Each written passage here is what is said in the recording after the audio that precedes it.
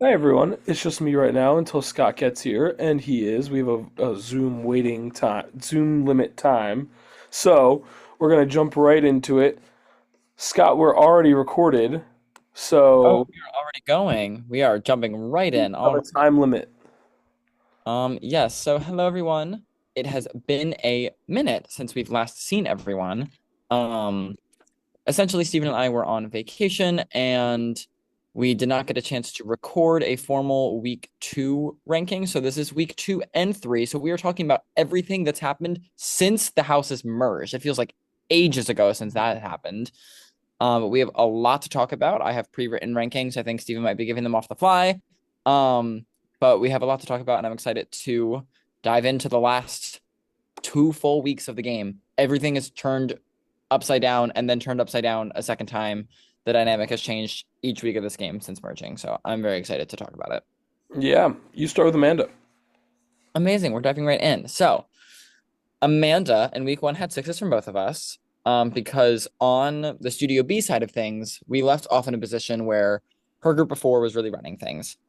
Um, Moving into week two, I believe I lowered my score for Amanda to a five. Yes, I did.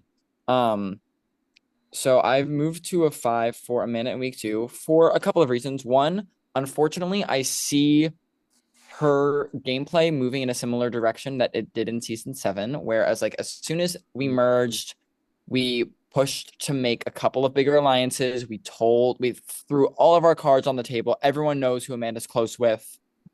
Um, and not everyone was like super gung ho Team Amanda. Like there are people that are like, oh, this is a lot to like dive in and work with immediately.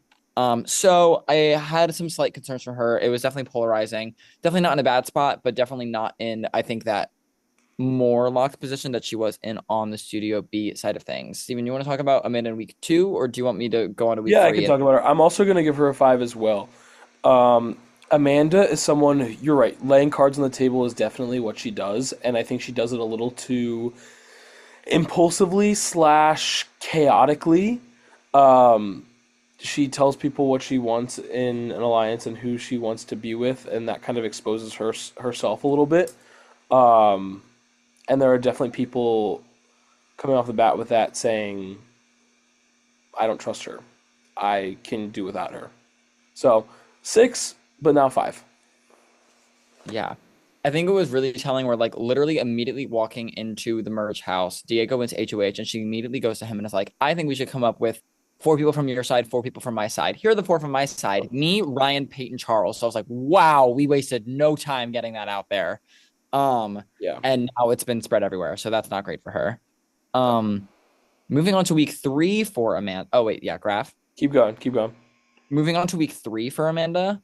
Um, Unfortunately, I fear it's only gotten worse. Yeah. Very. But something's gotten better. So she was on the block as the target and likely is going home, not unanimously, but not as close as it was, I think, had she could not come off the block.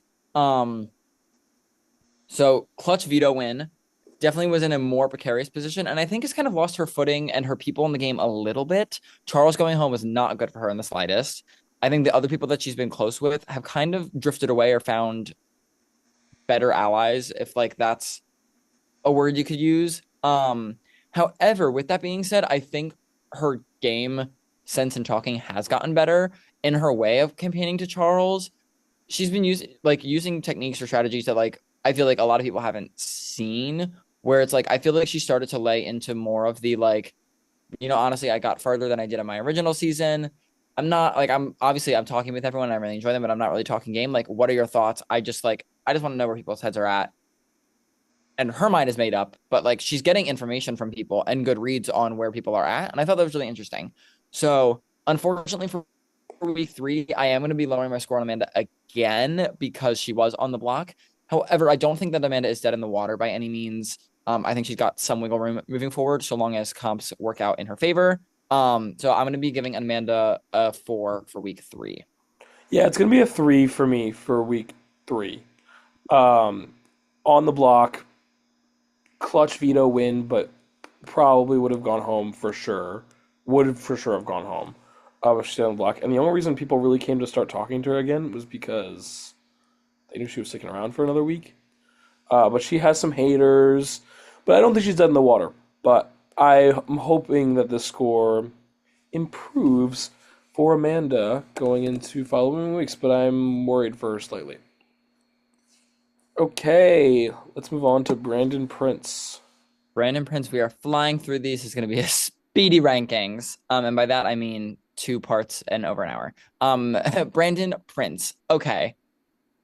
I in week 1 was like, I'm not really impressed. He's a little bit on the outs. I really hope he does well. But I gave him a 4 because I thought he was on the outs and not talking to enough people. And now I've definitely got some people. Listen, I will make it very clear who I'm rooting for and who I'm not rooting for. Brandon Prince is someone that I am concretely rooting for, and I hope to see him at the end of this game.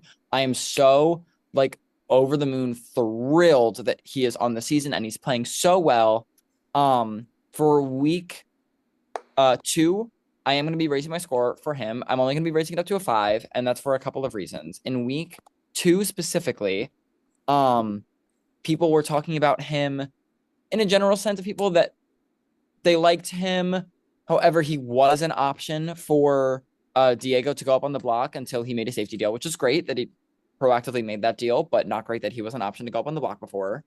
And then I just kind of been like generally floating about, was listed as like one of like Peyton's options to go up. Like Peyton was fine with him going home. I don't know. His name was kind of floating out there, but also floating out there as someone that could be good to lock down and work with.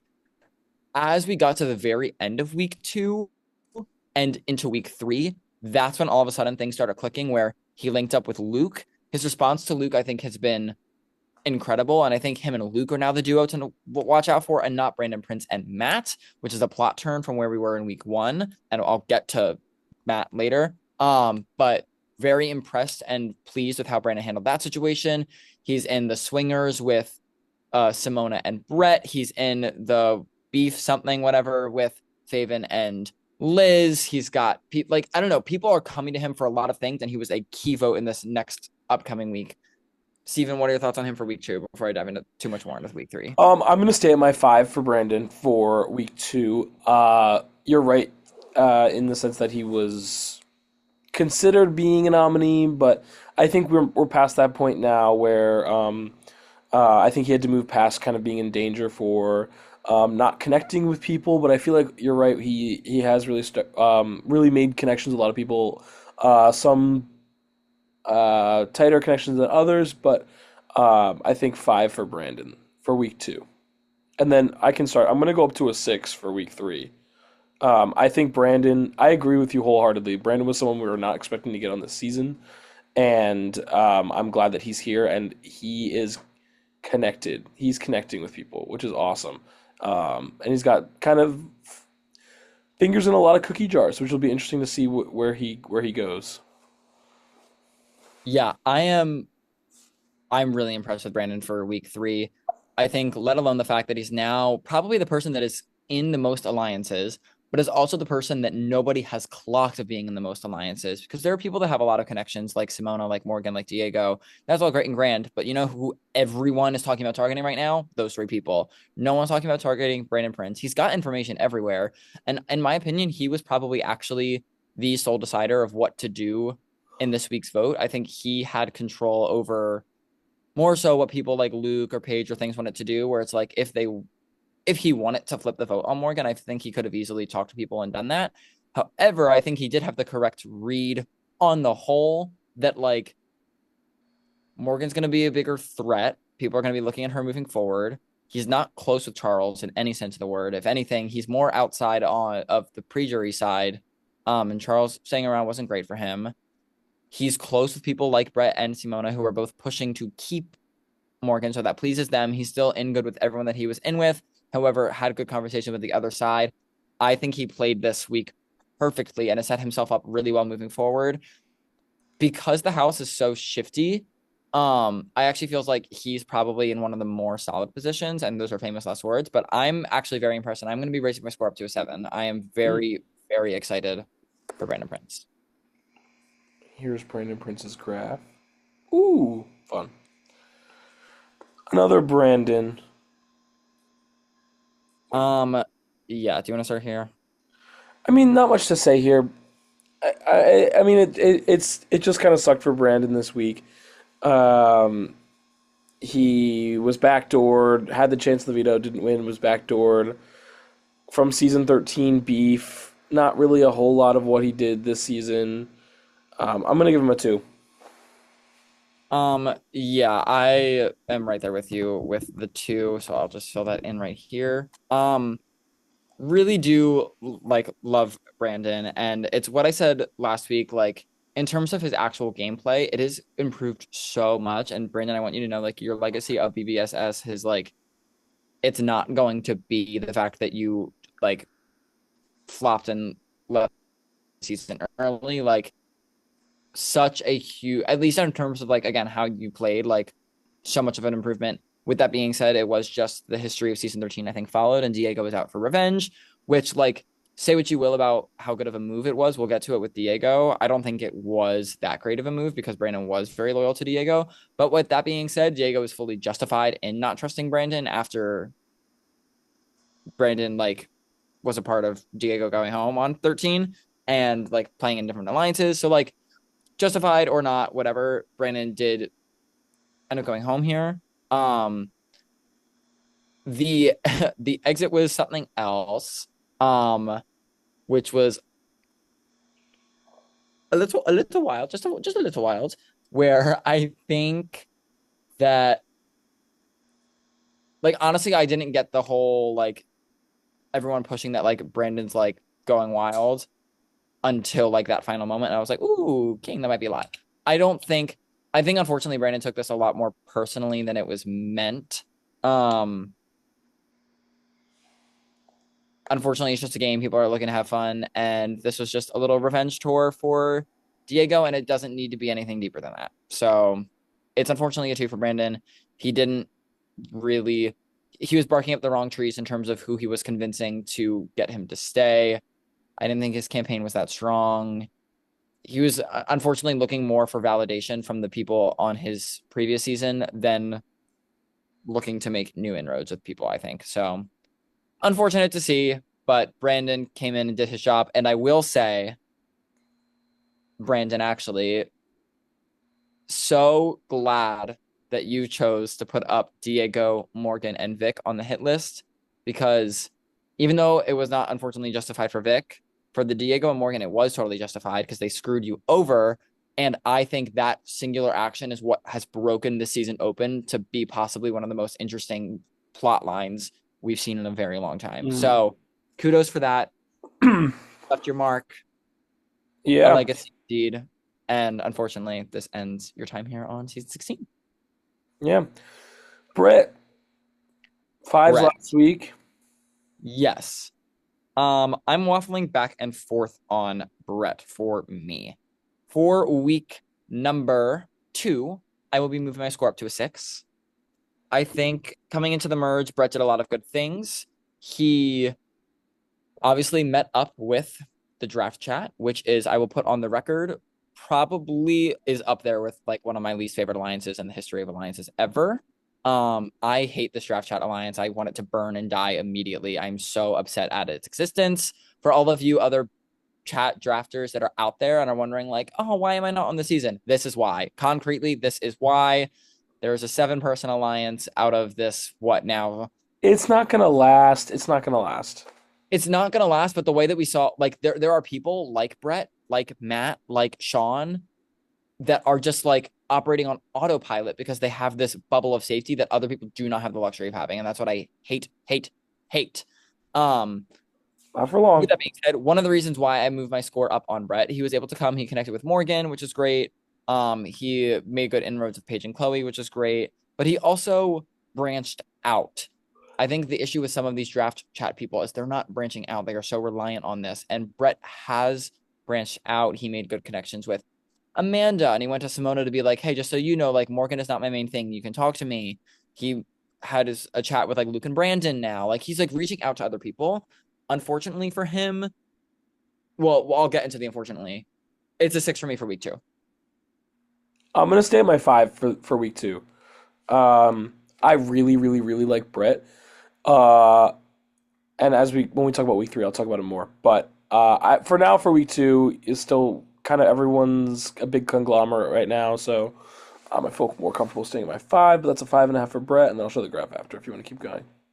Awesome. Yes. So moving into week three for Brett, um, I think he's hit a couple of stumbles that aren't necessarily his fault, but aren't not his fault either. I think the big thing is it has become abundantly clear to everyone, both by social media stalking from people that know them. It's gotten around.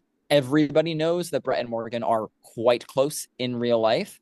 And thus, this week, they're all of a sudden, when Morgan was on the block specifically, which we saw, a huge disconnect with people from Brett, where like he was just immediately left out of everything, in my opinion.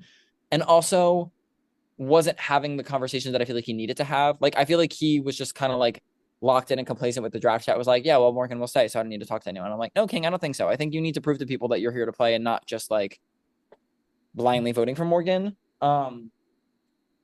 Even though if you are, that's totally fair and justified. Um, because keeping Morgan was the right move for him.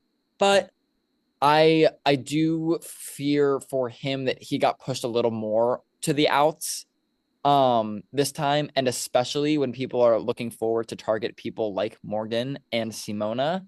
He is right there on that targets list. If people need pawns, I think all of a sudden he's very much on the table. People are like, I don't know. It's just like kind of in between with where I'm at with him. It's definitely not a green score. However, I don't think he's in as much terrible danger as some other people will be moving forward. So I'm going to be lowering my score back down to a 5 for week number 3 for Brett. Yes, and actually, I'm going to stay at my five. Um, Here's my thing. I really think, and we've talked about this before. I really think Brett could have made an extremely deep run in season 12, if for not the big week one blow up and just unfortunate fact he was the first evicted. I will say I think Brett is one of my picks that I see like in endgame of this season, which I think is really interesting. I think I see that for a few people, um, and I think he's one of them. But for now, I think we're gonna see how he moves forward with the people that he's with, um, especially with Morgan staying, and especially with what's to come this week, which we haven't talked about yet. But five for me. But I think Brett is going to become a key player in the season very soon. Yeah.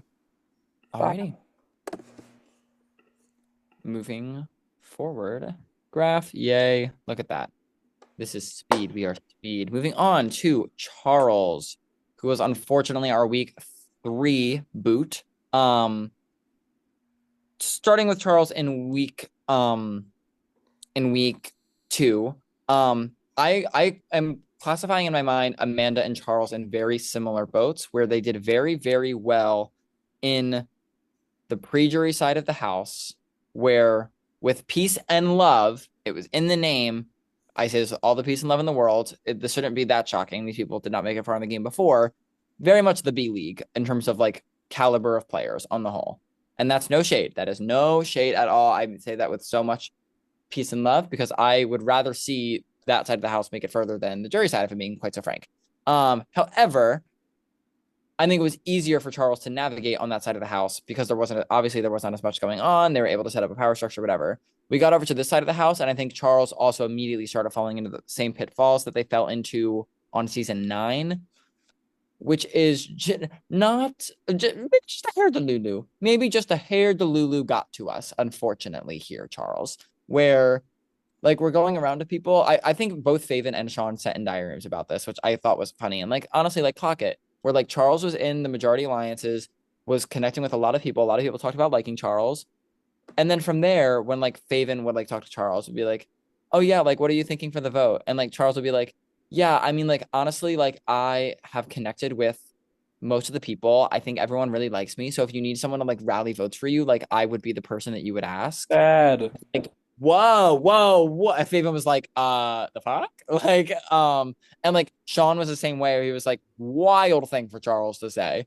So I think Charles started to rub some people the wrong way in terms of being able to connect. that's what I think Liz meant by her HOH in this week 3, which we'll get to in just a second. But for me, Charles was well connected and adjusted to the fully merged house well, but not totally smoothly. So for week 2, I lowered my score for Charles down to a 5. Yeah, I'm gonna stay at a five or I'm gonna go down to a five as well. Um, yeah, same-ish thing as Amanda. They're very much in the same boat with kind of chaoticness. Um, but yeah, five for me from Charles. I don't have much more to say than that than you did. Yeah. Moving into week 3, um, for Charles, what I think Liz meant by like, sorry, like we haven't connected that much is just that. Liz specifically did not say like, oh, we haven't talked, whatever, because that would not be true. But I think what Liz says is true, where it's like she's had conversations with everyone. There's no one here that she hasn't had a conversation with, and she just didn't connect to Charles. The way that the two of them are talking, Charles was trying to like give advice on the HOH. I'm like, that's not Liz's mojo. That's not Liz's vibe. She wanted the pre-juror to go. Charles is not someone that she's connected with. Can't take out Amanda. Boom, we're gonna do this instead. That's what happened. I will say this was, I think, one of the most exciting campaigns of in one of our more recent seasons. I'm trying to think of like other recent good ones, like Fletcher flipping the votes for like to stay against Isabel is probably like the other Yeah, recent one that comes to mind. The season 13 Tris boot was huge, but in terms of like early game fighting for votes, this was right there, and it was really impressive, especially for someone that like didn't make it too far before. So overall, I'm so impressed and glad that we got to see Charles play again. I think that she had a lot to prove and bring back, and I think he simultaneously proved it and also lived up to kind of what happened last time. It was a lovely dichotomy here. I am, of course, lowering my score because Charles went home. However, I'm only going to give Charles a 3. I think that he put up a great fight and could have easily stayed, and it just the final things didn't fall through here. Really enjoyed Charles's time on this season. yeah, I'm gonna go for a three as well. Um, I agree with that. I was really excited to have Charles back this season, especially because um, he was so close to the jury last time, and he was a big power player in the pre-jury last time. Um, it's a shame that we haven't go so soon, but it was exciting that it was close. Um, but yeah, three for Charles from me. It's sad to see any of these people go because I like all of them. Yeah. Cast them. Diego. Oh, Diego. Go, Diego, go. Home. Um, this was no, I'm now like if I was giving a week 2 speech exclusively for Diego, I'd be like, oh, like it was just bad. 0% of this week was good in my opinion. He was so just tunnel vision blinded on taking out Brandon, and it made no sense. It made no sense, and it was bad. And even his allies like Luke and Liz and Simona, people that were actually looking out for Diego in this moment, were like, I don't think this is a good move, and we're trying to talk him out of it. And the fact that they were trying to talk him out of it just convinced him that they weren't actually with him, and then he spiraled and he put him up, and Brandon went home and really spiraled. I just don't think this was a good move. I think that he really like screwed himself, both in terms of looking like a trustworthy person, as well as just like setting up pieces on the board for him. I understand that Brandon is chaotic, a lot to deal with in the game for and during season 13. But like honestly, if you're looking at his actions in season 16, like not at all the Brandon that we saw before. I understand Diego's like paranoia in terms of that. And if there's like other things going on there, which like I'm not even gonna come close to diving into. Like totally get the move, but just on a pure game strategic, and I think Diego will also be the first to admit this. I don't think he cared. I just think he wanted Brandon out and like, you know what, like go off, pop off, you do you. It's your HOH. You want it fair and square. Um, but I'm here judging the game objectively, and unfortunately, this HOA train was really bad, and I'm going to be giving Diego a 3 for week 2 because Wow. he looked weak, and everyone was like, "This was really bad. I can't trust Diego." He was like priority number 1 for people to go home for in the following week. So yeah, it's a 3 for me. I just thought this was like I definitely had more to say, and unfortunately, like we're like removed from it a little bit, but this was just not it. So it's gonna be a 3 from me for Diego, and I'll talk about week 3 in a second. Steven? Yeah, I mean, I think I'm gonna go for a 4 on Diego. Um, it's very interesting. I mean, I think that he was kind of blinded by taking Brandon out, so much so that he completely failed to make any other like good strategic thoughtful decision with a relationship with another person. He was just so hell bent on getting Brandon out from previous beef. Um, but I don't think it's low enough for me to go to a 3. I'm gonna stick go down to a 4, one notch there. Go to week 3. Going to week 3. Um, Call me crazy. Call me crazy. If you call me crazy, that's fine.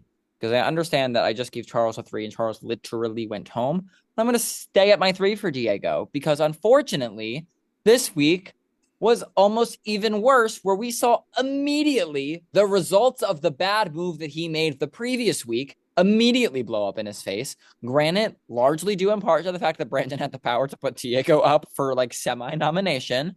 But like I don't know. Diego was just spiraling. He was like turning on Vic a little bit, but then also confiding in her, and he was exposing a lot of alliances, which then all got back to people like Peyton and Simona.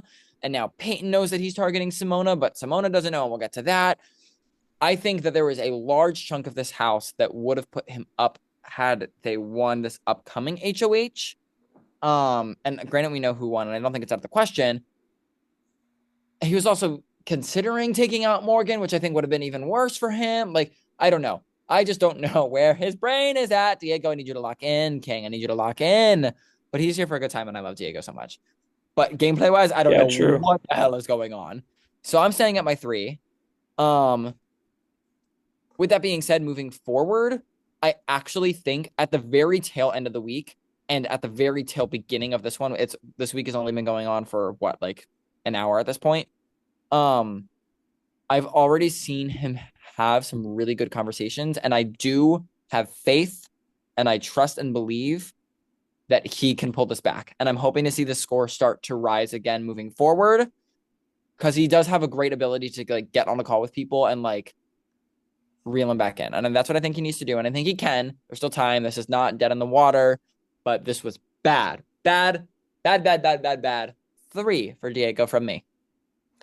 Yeah, there's honestly just a lot of mess coming from Diego. There's a lot of spillage going on all over the place.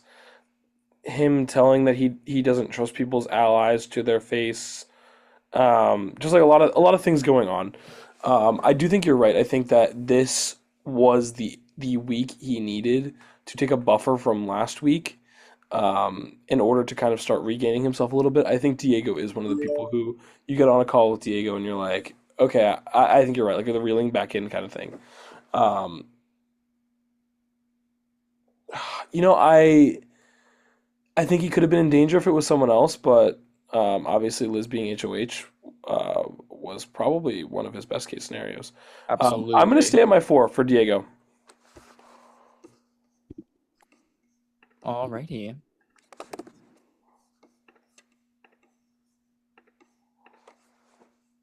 Hmm. Okay. Faven. Moving on to Faven. Again, I will be so frank about the people that I'm rooting for that I'm not rooting for.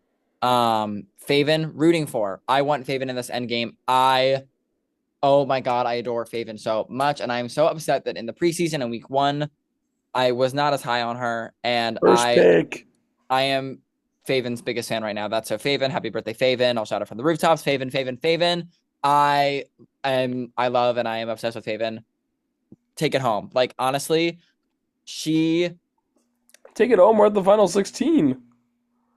sorry, no, I don't mean take it. I don't mean take it home in terms of like she's like killing it. I want her to win right now because we're far from that. But um, just in terms of like how she's playing and navigating the game, like I don't know. She's just really funny. She's fun to watch play. She's got a great reads on situations. She's I think just started to really break into the fold of things with a lot of people and is becoming a crucial number for people. I love the alliance between her, Luke, Liz, and Brandon. If anything, they are definitely my favorite alliance right now. And like, if I had to pick a group of people that I would like hope to see in the end right now, it honestly would be them four. Um, I'm just very pleased. For week two, um, she was still on the outs a little bit. A lot of these groups didn't start to form again until the very tail end of week two, heading into week three. So for week two, I am raising my score only up to a 5.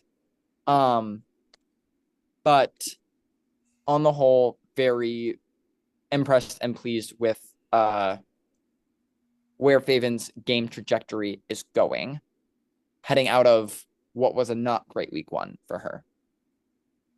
Yeah, Thoughts on Faven for week two? yeah, I'm gonna go to a 5 as well.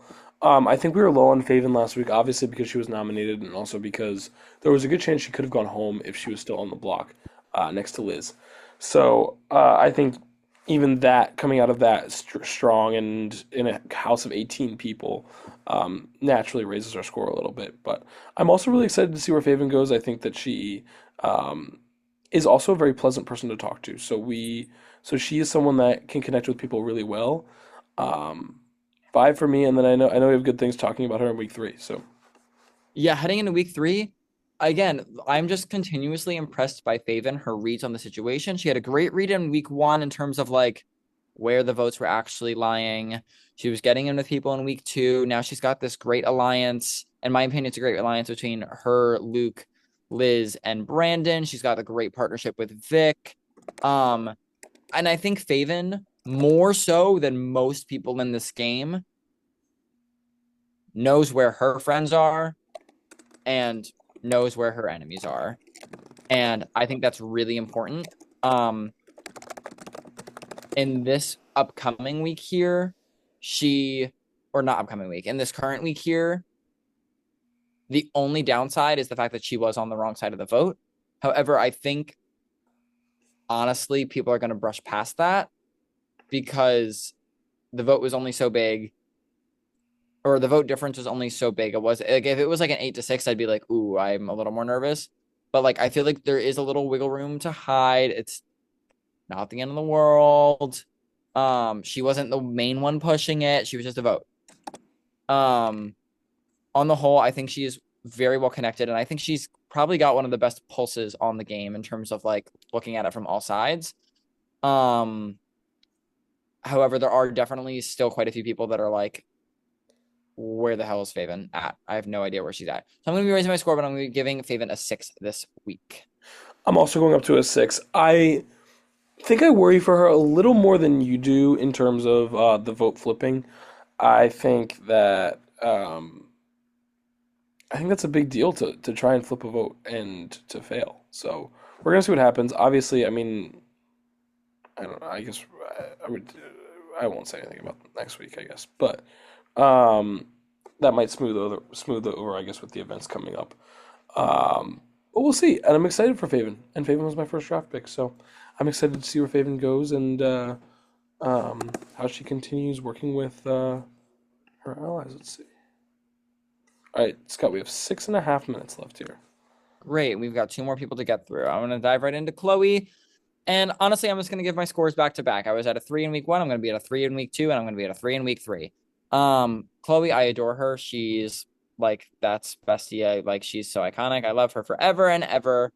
But if I get one more text from her where she's asking someone, like, do you have any pets? I'm actually going to lose my mind. I'm actually going to lose my mind. Um, I was considering moving my score up to a 4 for week two because I was like, okay, she made inroads with Morgan and Brett and Paige and people that are actually want to work with her.